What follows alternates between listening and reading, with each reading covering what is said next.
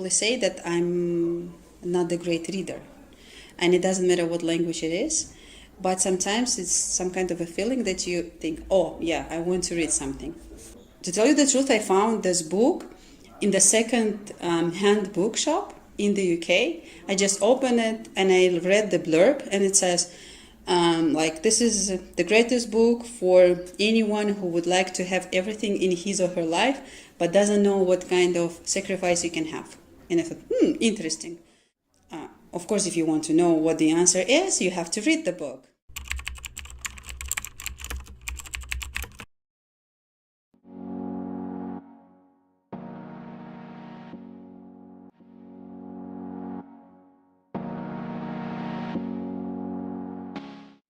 So actually, I'm reading quite a lot.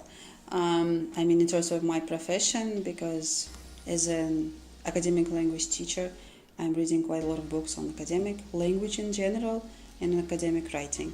I also read a lot of research papers which are based or connected to this topic. I'm also interested in the assessment, especially in the higher education, and therefore I read quite a lot of books on the assessment as well. And the third thing is probably the research. If we speak about, let's say, academic English or English for academic purposes books, then I would probably say this is one written by Edward des Chazal. So I refer to it quite a lot. Another book was written by Olvin Alexander. I guess it's called Essentials of Academic Language, or EAP. Actually, it was written by 2 or 3 authors, but Olvin Alexander is the first one. I actually met her even at the conference when I was in the UK. I met this person. And she's a guru, let's say, in academic language, in English academic language, of course. And this is the book that I also refer to quite often. We have it. And it's, of course, written not for the students, it's written for the teachers. So these are the 2 books that I refer quite often.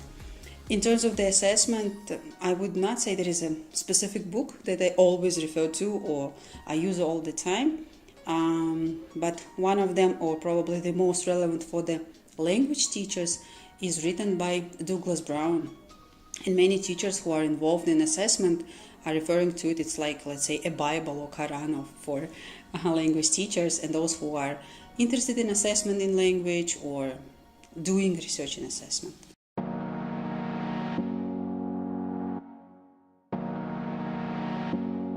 I should probably say that I'm not a great reader. And it doesn't matter what language it is, but sometimes it's some kind of a feeling that you think, oh, yeah, I want to read something. So probably the first thing that I read in English was the stories by O. Henry. Before that, everything that I read was in Russian, of course, mostly in Russian. But this was the first one. And I don't know if the students read the stories by O. Henry, but they are quite educational and they have a certain message. Although they are short, there is something that they can take from them. Let's say the most favorite among my peers when I studied at the university and me myself was The Last Leaf. So this is when the young man saved the girl by just painting a leaf on the wall. And actually it saved her life but didn't save his life. So although the story is actually very short and not very complicated and it doesn't have something unusual in terms of the conversation, but just the story itself and how one person decided just to sacrifice himself is actually a great thing. The book or novel probably that I read some time ago was actually published in 1990s, in early 1990s by Maeve Haran. Probably nobody even knows her. I didn't know about her as well.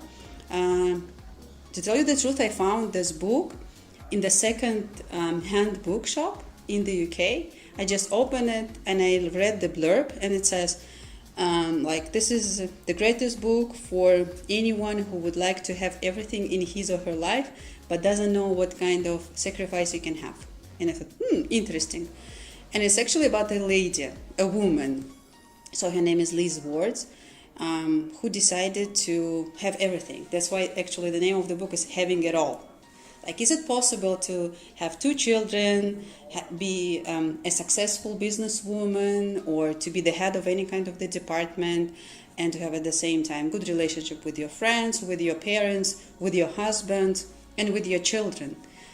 So, of course, if you want to know what the answer is, you have to read the book. But in general, it says that sometimes we can make some sacrifice, but not, let's say, to the 100% degree. Something can be sacrificed to a certain degree so that you can devote enough time to your children, to your husband, parents, friends, and so on. So actually, the book is very interesting and very easy to read.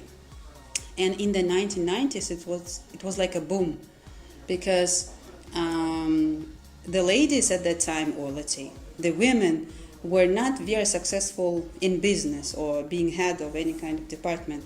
And this was just the start, not of the feminism, let's say, but of the women leaders. And therefore, so it was even translated into 26 languages actually. But then in 20 or 30 years time, they decided to reprint it again and to see if it's going to be an interesting story for the people living in our century, let's say the new century, right? And it proved to be the one. So this was, let's say, the last one that I read, and I liked it very much. I read it very fast. And the English, when you read it, you see that the language actually that people used in 1990s is almost the same, like to the one that we are, let's say, used to now. But of course, there are some certain terms that we probably do not use nowadays. Another book that I read, and what I would probably recommend, and I saw the list of new arrivals, and I saw this book, and it's called actually Chicken Soup for the Soul. I read it just after I read this Having It All by Maeve Haran. It consists of more than 100 short stories written by real people about real situations when people try to do something in their life to change their life. Sometimes, let's say, the circumstances made them change something.